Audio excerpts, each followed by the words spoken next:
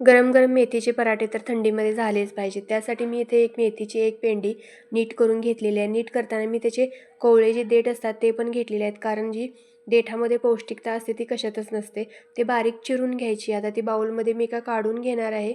बाउलमध्ये काढून घेतल्यानंतर त्याच्यामध्ये अर्धा चमचा धने पावडर, अर्धा चमचा जिरे पावडर, त्याचबरोबर पाव चमचा हळद, 1 चमचा लाल मिरची पावडर, 1 चमचा ओवा, 1 चमचा कसुरी मेथी, आलं लसूण आणि मिरचीची पेस्ट, 2 चमचे पांढरे तीळ, भरपूर अशी कोथिंबीर, चवीनुसार मीठ घालायचं आणि हाताने अशा पद्धतीने ते कुस्करून घ्यायचं.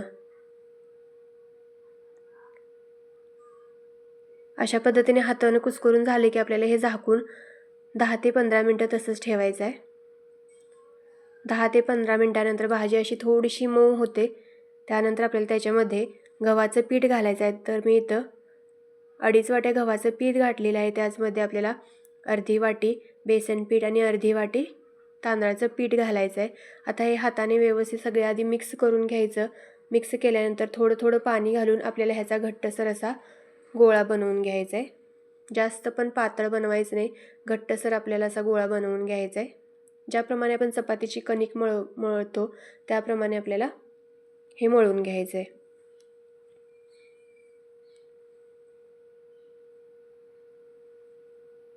तर हे बघा मस्त असं हे मळून झालेलं आहे. आता वरून थोडंसं तेल सोडायचं आणि पुन्हा एकदा ते व्यवस्थित असं मळून घ्यायचं.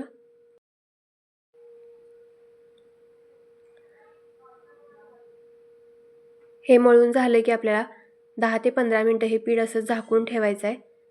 तर मी इथं गव्हाचं पीठ लावण्यासाठी घेतलेलं आहे. आता पीठ पण छान असं मऊसूत झालेलं आहे. हे बघा. आता त्याचा गोळा घ्यायचा, चपातीपेक्षा थोडासा छोटा घ्यायचा, जास्त पण मोठे आपल्याला हे पराठे करायचे नाहीत. तर हे बघा अशा पद्धतीने घ्यायचा, तो पिठामध्ये बुडवायचा आणि पातळ आपल्याला तो लाटून घ्यायचा आहे. जेवढा पातळ लाटता येईल तेवढा लाटून घ्यायचा.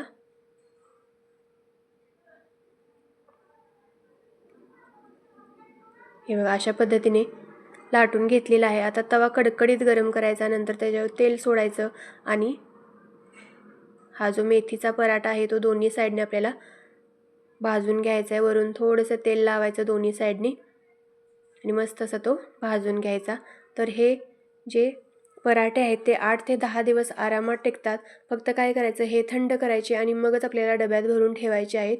गरमागरम ते डब्यात भरून ठेवायचे नाहीत आणि खाताना हे दह्याबरोबर खायचे खूप छान लागतात. नक्की करून बघा.